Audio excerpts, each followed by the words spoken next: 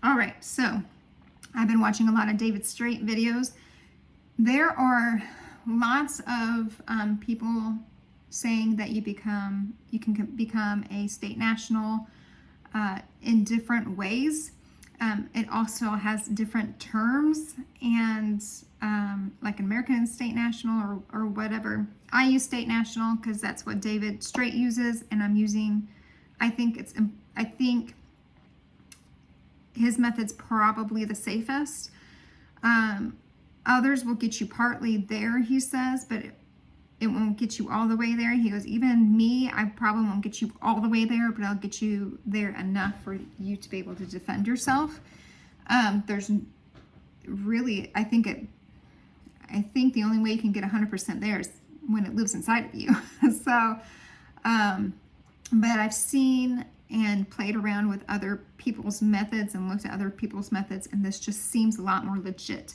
And David Straight has been a state national since 1999. Okay, so he has, through trial and error, has figured this stuff out. Also, Trump has been a state national from the 90s. And you remember how people made a big deal that he didn't pay his taxes? I think it's because he was a state national. So if Trump is a state national, then I am kind of curious to look into it. And if you remember, I think it was his one of his speeches. I want to say it was his in January, his inaugural speech. He was giving back America to the people. Now it's up to us. I wonder if this is the up to us part. Like now it's up to us to claim our true nationality and actually take back our nation. But I don't know. We'll see. All right. So David Straight says there's two things you have to do to become a state national. A lot of people fail to do this correctly, and that's when they get in hot water. Or they just go, well, I just notified him, or I just claimed it. This is what you have to do. He says you have to send an affidavit of repudiation to the Secretary of State of the U.S. Now, what that is basically stating, I, Ginger Howell, born on this day, was with my mother when she was under duress.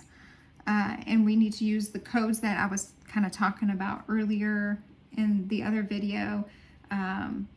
Like the emolument clause in Article 1, Section 6, Clause 8. Oh, wait, no, not that one.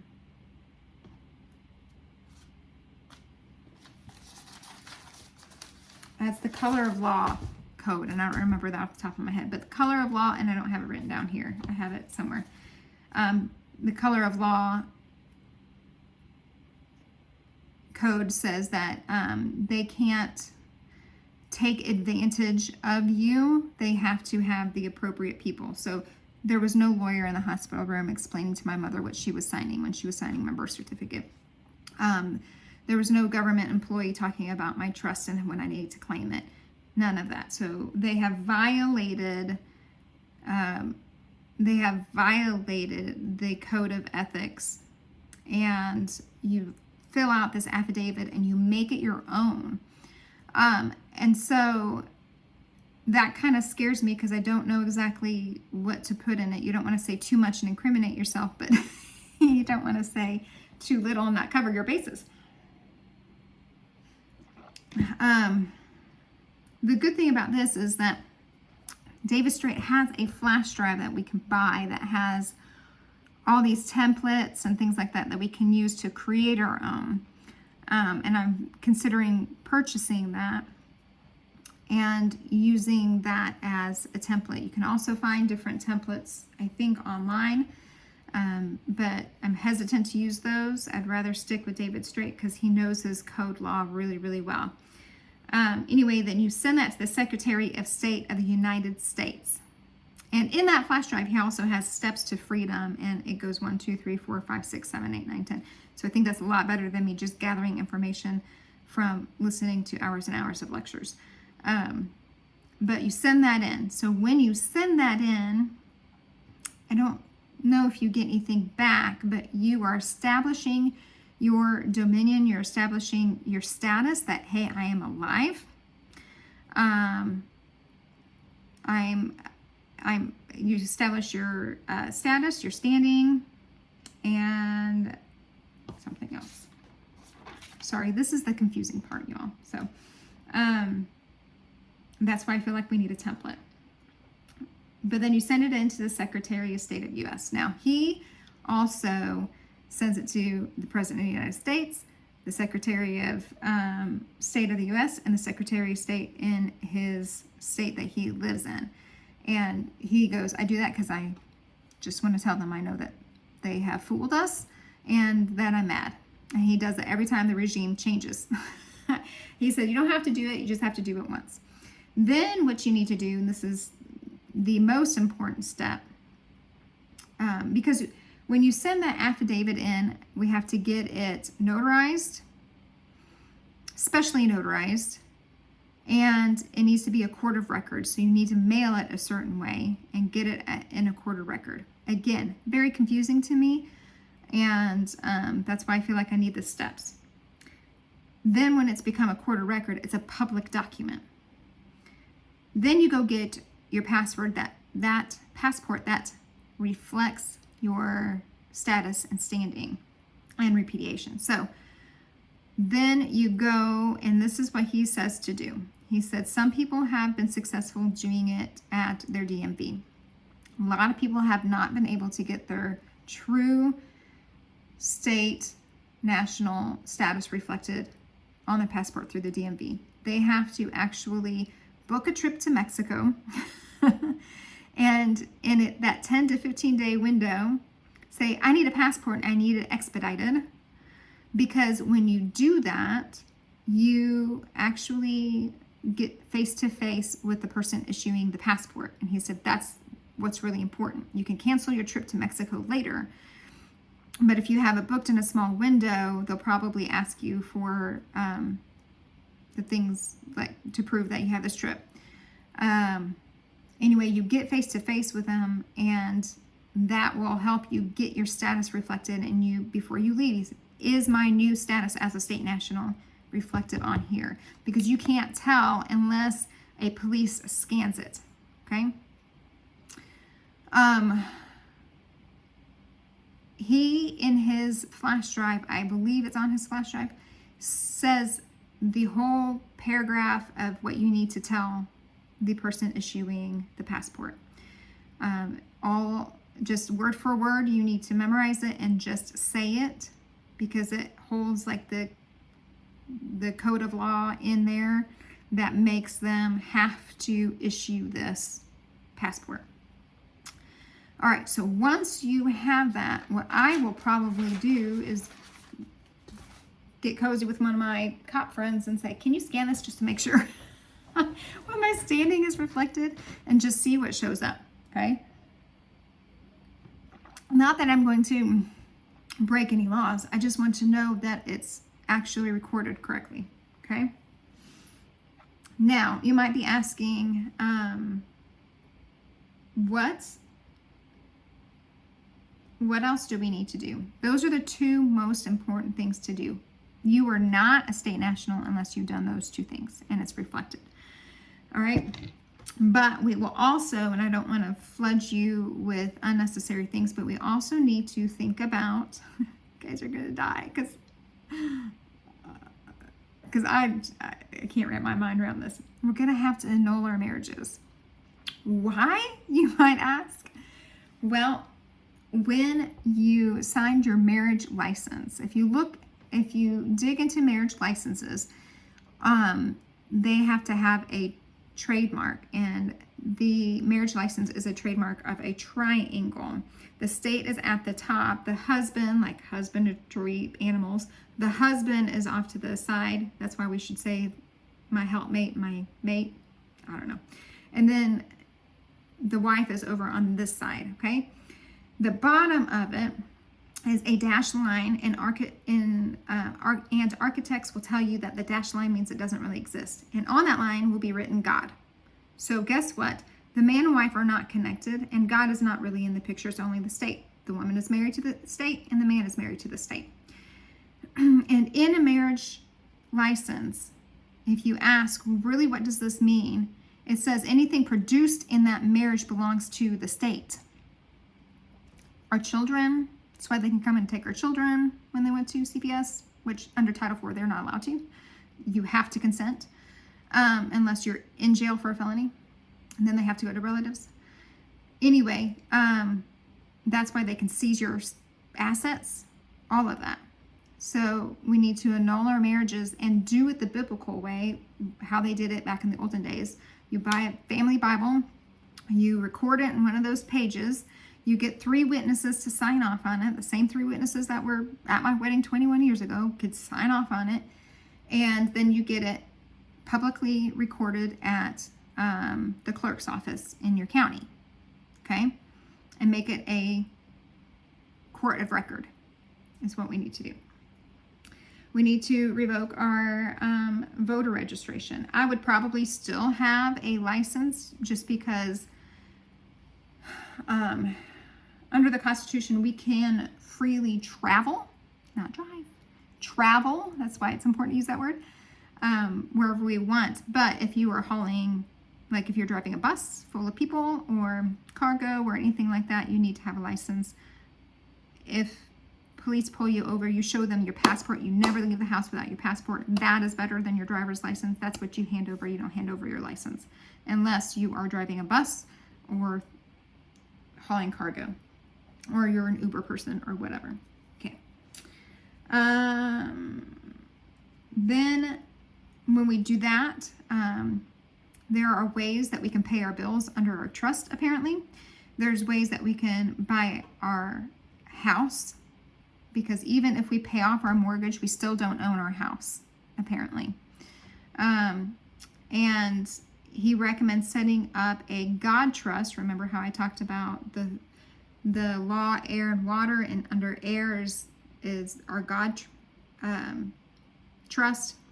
Set up a trust, a God trust, and in that trust, you trademark your children's names so that no one can write their name on a ticket, or CPS cannot write their name on any forms without violating copyright laws. That protects them. We can put our house in that trust, our cars in that trust, our property in that trust, and no one can take it.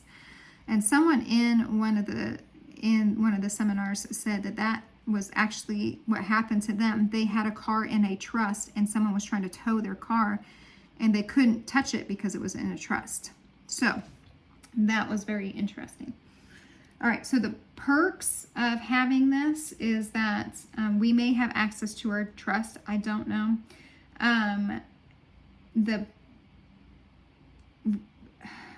We have a lot less regulations in terms of police, supposedly. I don't know if I'm really going to test that, y'all. But supposedly, if I do get a ticket by chance, then I might test it out, because what do I have to lose, right?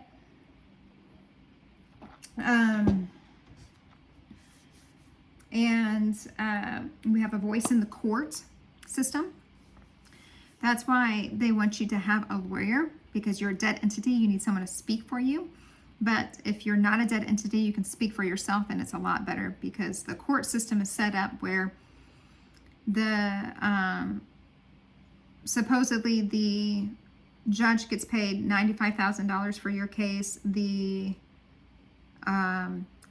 prosecutor gets paid $50,000 for your case, and your prosecuting or your defending attorney, the judge and the prosecutor will get together and chip in money and give them $40,000, and you pay them $20,000 for your case. They're already ahead to throw your case under the bus. And I've seen so many people go, I don't understand why my lawyer didn't defend me. Well, it's because they get more money if they throw your case out. So it'll give you a voice in the courts. You'll have when you have this freedom, we're going to have a lot more responsibility. So David Straight talks about how you're a child of God. You have your royalty blood. You are basically a king and queen, so you need to act like a king and queen. So you need to know your laws, and you need to take that authority. You also can rescind and accept bills as they come in. So like tickets, because we know that they're not lawful, that we can rescind them and pretend they've never happened. That's where the colored pens come in, and you do it in a certain color pen with your thumbprint because that is your seal. You write it a certain way. You write your name a certain way in Chicago style. It's all these funky rules and things we'll kind of talk about, I think, as we sort through this. So we need to know those things. We also need to know words, like we can't say that we're a citizen because that means we're a slave. We need to say that we're an Arkansan, okay? David Straight calls it something else, and it drives me crazy. Arkansan. And unless I'm saying it wrong. Because that's how our nation was supposed to be set up. We're supposed to be set up as different countries almost, and then we came together to create a more perfect union. But we're supposed to be our separate entities because our state runs that entity, not the federal government. And that's when everything went wonky. So we need to make sure that we say the right things, because when you don't say the right things, that's when you get in trouble, right? He also says, remember CPR, okay? That also goes with the idea of being dead. CPR, do not say you're a citizen, person, or resident, okay? Because those are all words that the corporation uses. You're from Arkansas, okay? Not the state of Arkansas, but Arkansas State. State of Arkansas is always in capital letters. That's corporation. Arkansas State is not. So I might get a Chicago style book and kind of brush up on that. I think that will help make sense of things as we start filling things out and why we fill things out, especially when we're addressing letters, because zip code means we reside in all zip codes tied back to Washington, D.C. That's why the federal government can sue you, because you technically reside in D.C. So there's a way to address your letter to negate that. So there's a lot of things that we need to really learn after we get our citizen status. I don't think we necessarily need to learn them now. I think we could spend years learning these things, and I think it'd be more beneficial to make sure we can get the status. Because what if this is not really true, right? So I say we investigate how to get the status and get the status correctly, get it as a court record, and then get it in our passports, and then we will figure out the other things. And there's books and stuff that will tell you how to set up a trust and how to get your house in the trust, and your car in the trust, and all those things. We can learn about the colored ink pens later. I think it's more important now to get our status corrected, to let them know that, hey, we are alive and we are claiming our status because we are of age. I'm older than 8. So that are things that I think is most important to talk about.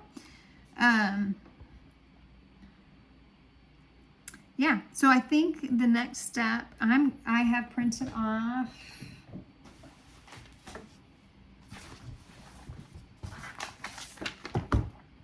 Constitution articles. I also have my pocket Constitution, but it's the second one, second Constitution, not the original, if there is original. If there are more than one. I printed those off. I'm going to kind of go over them while I'm on vacation, kind of look at the wording and highlight things that I feel I could use as law, because that's what's important, is to be able to use that as a, I want to say sword. God has given me the word sword. And so, because the sword in our armor of God is the word of God, right? So it's words. So I feel like we need to know those things. But I will continue to look into seeing if I can get a hold of the flash drive, and then we can go from there if you all are interested. But I'd feel comfortable doing this in a group, not on my own, because if I do it on my own, I'm going to mess up. And I'm going to end up in jail. And I don't want to end up in jail. I don't look good in orange. So, yikes. Anyway. But I want to be free because I feel like that's what God is calling me to be. And this goes along with where He has been leading me, what He has been telling me, what He's been showing me in my dreams. And I'm just completely amazed that now these pieces are kind of coming together. And I'm really realizing that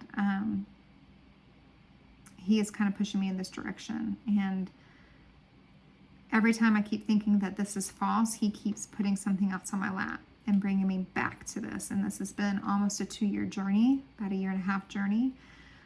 Most of the work has been done in the last 2 weeks. So,